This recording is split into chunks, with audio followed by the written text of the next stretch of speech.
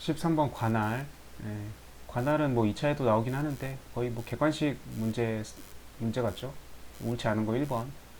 단독판사의 관할 사건이 합의부 관할 사건으로 변경되면 합의부로 이송해줘야죠. 합의부 이송해야 한다. 이건 맞는데 이게 뭐 판결을 선고하여 관할을 이송하는 게 아니고, 이건 판결은 이럴 때 판결하는 게 아니고 이런 건 그냥 결정으로 선고하고, 그냥 결정으로 선고하고 이송하면 됩니다. 조문 형사소송법에 나와 있어요. 조문 문제고. 나머지는 한번 쭉 읽어보면 되고요. 14번 약식명령. 이거는 2차에서도 나오는 주제죠. 이거는 뭐 객관식 스타일이기도 하고 2차에서도 다루는 주제이기 때문에 약식명령 파트는 좀 공부를 해야죠. 벌금, 과료, 몰수에만 할 수 있고요. 약식명령은. 하고 포괄 일제이기 때문에 그 전에 범행에 대해서 면소, 이건 맞는데 여기 뒤에 그 이후의 범행에 대하여는 처벌하는 게 아니고 포괄 일제이기 때문에 그 전후 모두 다 성립하죠. 다만 그 뒤에 범죄가 여기 그 범위의 단일성과 계속성이 인정되지 않는, 그러니까 새로운 범위의 갱신으로 볼 수 있으면은 그때는 따로 이제 처벌을 이제 해야 되겠죠. 그런 게 아니라면은 기본적으로 포괄일자는 전후로 똑같이 취급을 해서 다 면소를 해준다. 이미 한번 처벌을 했으니까 고지했다면서요. 예. 그래서 이게 2번이 틀린 거고요. 15번 상속권 회복. 이거 2차에서도 중요한 주제니까 이거는 다 풀어볼게요. 옳지 않은 거. 1번 피고인에 대하여 공시송달의 방법에 의하여 송달되고, 몰랐겠죠. 공시송달이니까 불출석해가지고 판결이 일단 선고됐어요. 확정까지 됐어요. 그랬는데 이제 뭐 어떻게 해가지고 잡혔나 보죠. 뭐 도망을 다녔든지 어떻게 해가지고 검거가 돼서 수용이 됐으면은, 그 검거당한 시점에는 이 사람이 뭐 때문에 이제 검거를 한 이유는 판결이 이렇게 유죄 판결이 확정이 됐으니까 이제 깜빵에 넣어야 되니까 검거를 했겠죠. 이제 검거되는 과정에서 당연히 알게 됐겠죠. 자기한테 이렇게 된 거를. 수용된 날, 형의 집행으로 수용된 날, 이걸 이제 알았다고 보아야 한다. 상식적으로 맞죠.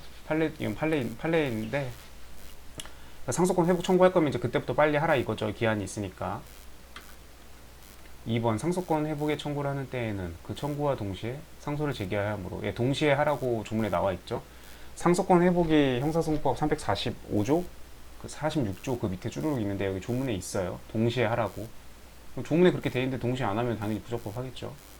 아니한 경우에는 부적법하니까 불어되어야 한다. 맞는 문장. 3번 공소기각이나 관할 위반의 판결이 형식적으로 확정된 후 상속권 회복의 결정이 있으면 판결의 확정으로 진행되었던 공소시효의 진행이 다시 정지된다.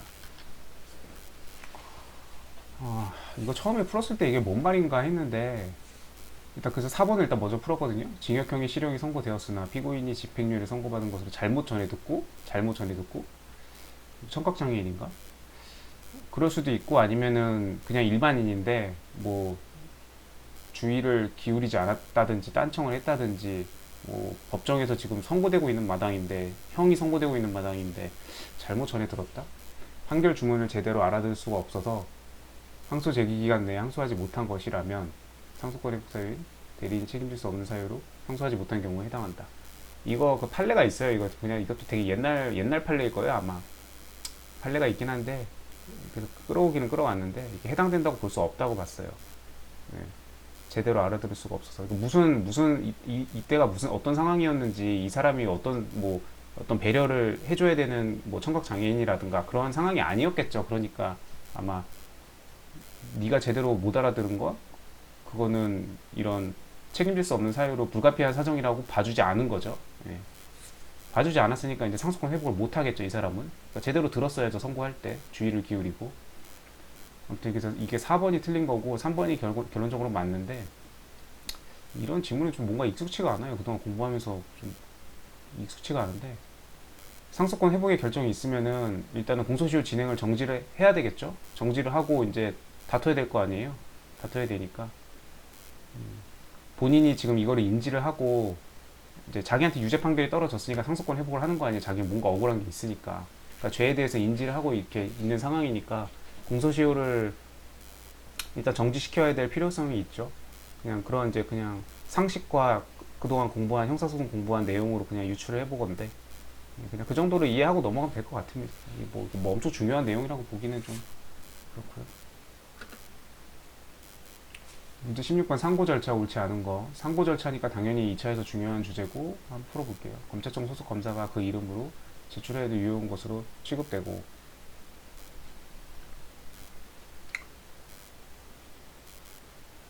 이 경우 상고를 제기한 검찰청이 있는 곳을 기준으로 연장 67조의 연장 사유는 그 이제 피고인한테 어떤 그런 그 제출 기한에 어떤 그 거리가 멀다든지 무슨 문제가 생겼을 때 그때 이제 그 기한이 정해져 있는데 그 기간을 연장해 주는 거고, 피고인의 이익을 위해서, 백성들을 위해서 연장해 주는 거고, 이 검사가 이렇게 한 경우에는 여기 보시면은 원래 그 이제 상고유효서를 제출해야 되는 그 검사가 아닌 다른 검사가 했는 모양이에요. 근데 그렇게 해도 상고유효서를 제출한 거는 유효한 거로 봐주겠다. 어쨌든 검사가 제출한 거니까 뭐 그걸 무효로 할 것까지는 없지 않나요? 그냥 상식적으로 생각해도.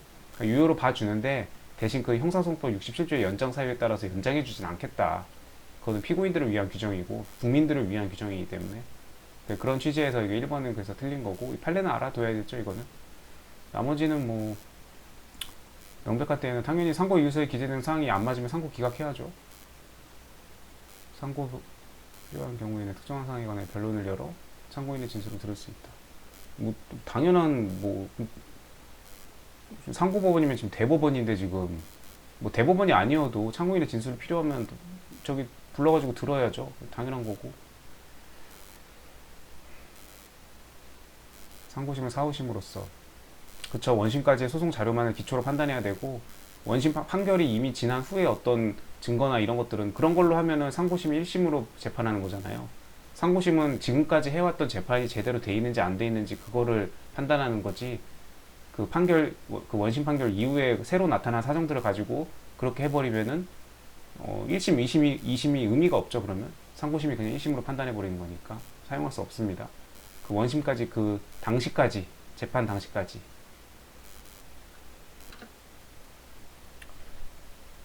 17번 증거능력이 옳지 않은 거. 증거능력 자체는 뭐 올해 2차 시험 무조건 나올 거고요. 전자 정보 매체 그 관련 쏟아지는 판례들이 나오든, 아니면 이런 형식적인 그 이론용, 객관식용 이런 걸로 나오든 뭘로 나오든 반드시 나오니까 중요한 건데, 근데 이거는 진짜 객관식 스타일스럽게 주중 영사가 작성한 거, 이거 그 뭐 그 상급자 보고용 이거 인정 안 해줬고, 건강보험 심사평가원 판례 검토 의뢰에 대한 회신 이것도 인정 안 해줬고, 해당하지 않는다 했으니까 다 맞는 문장이고, 뿐이어서 증거인의 서류를 볼 수 없다. 접견부 이거 그냥 이제 아마 그 경찰서에서 이제 그 유치장 거기서 이제 아마 누가 누구를 만나러 들락날락했다 이런 거지. 접견부 이렇게 이제 아마 방문자 목록 같은 거, 쉽게 말해서 구속인 접견부니까 이제 누가 면회 오고, 그 면회라고 해야 되나? 교도소는 아닌데 아무튼 그냥 그런 거 한 건 서류일 뿐이고, 이걸 증거 능력 있는 서류로 받을 수는 없고요. 다 없다고 했고, 구속 적부 신문 조서는 311조가 아니고 315조에 의해서 증거 능력이 있다. 그러니까 구속 적부 신문 조서가 증거 능력이 있는 건 맞는데 311조로 인정되는 게 아니고 315조로 인정된다. 그래서 2번이 답이었고, 18번 전문 증거 옳지 않은 거. 전문 증거 너무 중요하니까 다 풀어볼게요. 1번 서류가 그 내용의 직접 증거로 사용됐던 전문 증거가 되지만, 그냥 그 자체 진실성과 관계없는 간접 사실에 대한 일 때는 이건 반드시 전문 증거가 되는 건 아니다. 판례 무수히 많이 보는 그냥 너무나 익숙한 판례고, 답안에서 써줘야 되는 판례죠. 이거 관련 나오면. 2번 맞는 거고, 2번 어떤 내용이 진술하였다는 사실 자체에 대한 정황 증거 사용될 것이라는 이유로 이렇게 한 다음에 다시 그 진술을 증명하는 이렇게 하면은 전문 증거에 해당한다. 이것도 이거랑 마찬가지. 이거 그 유명하신 또 그 판례죠. 거기서 나왔던 그 수첩. 네. 3번 형사소송법은 전문 진술에 대하여 316조에서 실제상 단순한 경우에 하나요. 제전문 진술이나 제전문 진술을 기재한 조서는 이게 증거능력 인정 안 되죠. 네. 피고인이 증거를 동의하면 인정돼요. 이것도. 근데 피고인이 증거를 동의 안 했다, 무조건 증거를 할 수 없습니다. 인정 안 돼요. 제전문 진술하고 제전문 진술을 기재한 조서. 전문 진술, 그 우리가 그 형사소송법 316조 그거 판단, 314조, 312조 그거 판단하는 거는 전문 진술을 기재한 서류일 때고, 제전문 진술이나 제전문 진술을 기재한 제자가 붙으면 무조건 피고인이 동의하지 않는 한 증거를 할 수 없습니다. 이것도 맞는 거. 4번이 틀렸네요. 증인이 제1심 법정에 출석하여 사기 피해자로부터 들은 금전 대여 경위에 관하여 한 증언은 피해자의 진술을 내용으로 한 전문 진술이지만, 이후 피해자가 법정에 출석하여 이에 상반된 진술을 한 경우에는 증거로 쓸 수 없다라고 돼야죠. 본인이 나와서 했으니까 이 사람 증거는 필요 없죠. 쓸 수 없습니다.